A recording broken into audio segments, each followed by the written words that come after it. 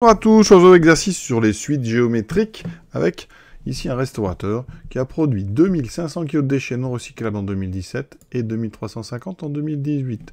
C'est un exercice pour apprendre justement à utiliser les formules. Alors il y a deux formules on va dire, dans le cas où on a une suite qui commence à 0, ici ça sera la suite DN, et on a donc la fameuse formule de récurrence qui caractérise les suites géométriques, et le terme général, donc la formule qui permet d'avoir directement UN en fonction de N et du premier terme. Donc on est parti.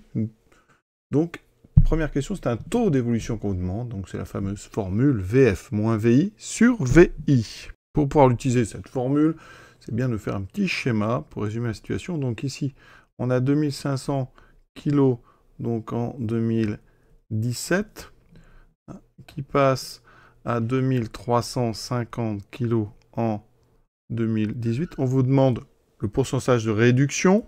Donc, la valeur initiale, c'est 2500. La valeur finale, c'est 2350. Donc, le pourcentage de réduction, c'est donc le taux d'évolution. Je répète encore une fois la formule, cette fois-ci je l'écris, VF moins VI sur VI.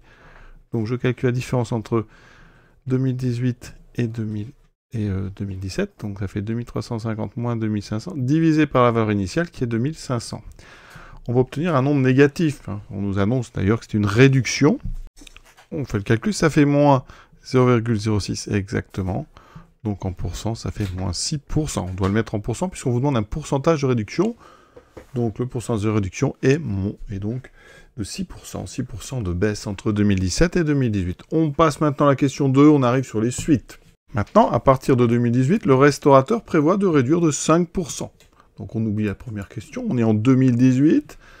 Donc on va modéliser la masse de déchets par donc, les termes d'une suite qui s'appelle ADN. Donc au départ, en 2018, on a 2350 kg, donc D0 vaut 2350. On va donc considérer qu'il y a une réduction de 5%, on va calculer D1 puis D2, et ensuite on va mettre en place donc une suite. Comment calcule-t-on donc D1 ? Une baisse de 5%, ça correspond à une multiplication, mais par quoi? Alors pour ceux qui ont un petit peu mal, la formule c'est que quand on a une baisse de T%, je vais rappeler la formule, baisse de T%, on multiplie par 1 moins T sur 100.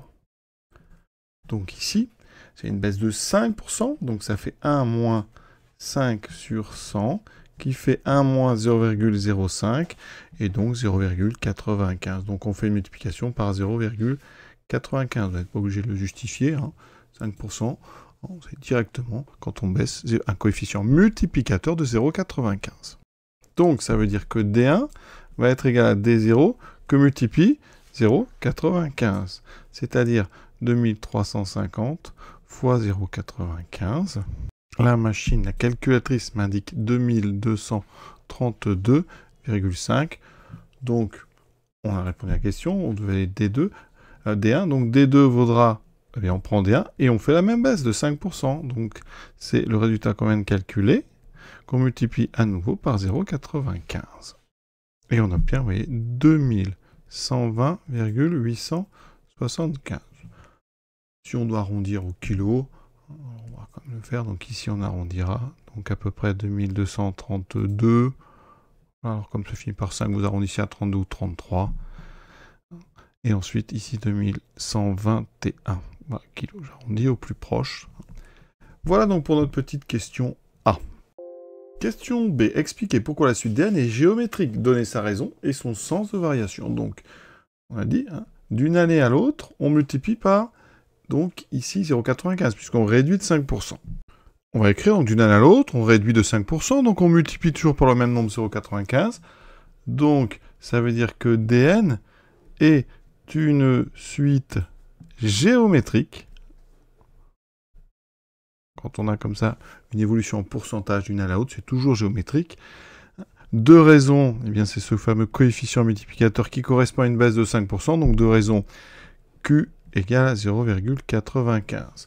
On pourrait parler de la relation de récurrence, elle n'est pas demandée, mais en fait, on a, pour calculer dn plus 1, eh bien, on prend dn qu'on multiplie par 0,95. D'accord, ça c'est caractéristique des suites géométriques. donner sa raison, donc c'est 0,95. Et le sens de variation, alors, au départ, on a une quantité positive et on la diminue de 5%. Donc la suite dn est décroissante. On a des termes positifs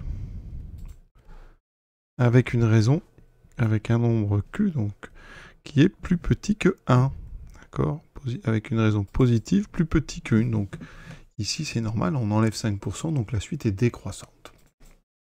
Maintenant l'expression de dn en fonction de n, donc là c'est directement, puisque la suite est géométrique, de raison 0,95, ça veut dire que dn est donc égal à d0 multiplié par la raison à la puissance n. Ça, c'est la formule du cours, je l'avais rappelé en haut, quand on commence à d0. Donc d0, c'est 2350. On multipliera par 0,95 à la puissance n. Et bien important, la puissance n ne concerne que le 0,95, pas le 2350. Donc ça, je rappelle, c'est ce qu'on appelle donc dn en fonction de n. Autrement dit, on peut appeler ça aussi le terme général. C'est une formule qui permet de calculer n'importe quel terme de la suite à partir de n. Donc si je veux des 10, des 20, des 30, je remplace uniquement ici n par la valeur souhaitée. C'est ce qu'on va faire à la question 3, vous voyez. On vous demande le nombre de déchets en 2025. Donc déjà, on sait que donc pour n égale 0, c'est 2018. Donc pour 2025, on est 7 années plus tard, donc c'est n égale 7. Donc on va calculer d7. Donc on fait 2350 fois 0,95 à la puissance 7. Vous n'êtes pas obligé de mettre les parenthèses, mais la puissance ne va concerner que le 0,95. On prend la calculatrice. Vous voyez que je trouve ici 1641,09. Donc si j'arrondis au kilo, ça fait 1641. Donc la phrase, en 2025, c'est absolument... Il faut conclure par une phrase. En 2025, on a donc 1641 kg de déchets. Voilà, arrondi au kilo. Voilà, vous voyez comment on utilise la formule. Donc maintenant, petite question.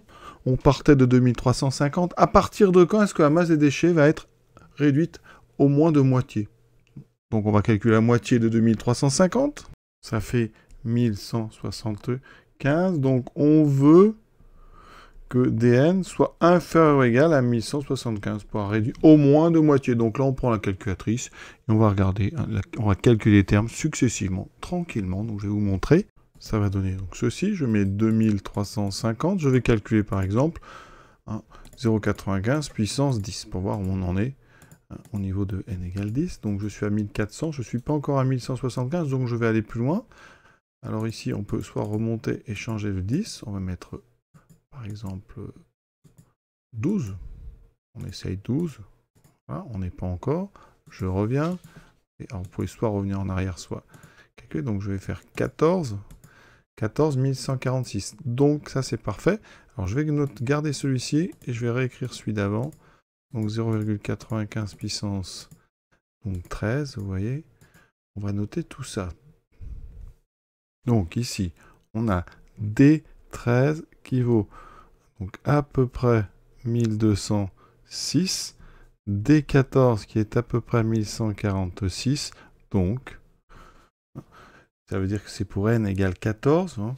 Pour n égale 14, ça correspond à quoi? Donc en 2018, c'est n égale 0, donc je fais 2018 plus 14, ça me fait donc 2032, donc c'est à partir de 2032 qu'on a donc réduit au moins par 2. Voilà, ou de moitié comme vous voulez. Donc vous voyez, j'ai été chercher la machine. Je sais que pour 13, on n'a pas encore, on n'est pas passé en dessous de 1175. Pour D14, on est en dessous. Vous voyez, ici c'est important, vous comprenez, c'est que ça, c'est plus grand que 1175 et ça c'est plus petit. Donc c'est vraiment entre les deux qu'on va passer cette barrière symbolique. Donc quand on voulait moitié, ici on peut mettre inférieur ou égal. Et on a terminé cet exercice qui est quand même assez sympa sur les suites géométriques. Voilà, je vous souhaite une bonne fin de journée à tous et à très bientôt.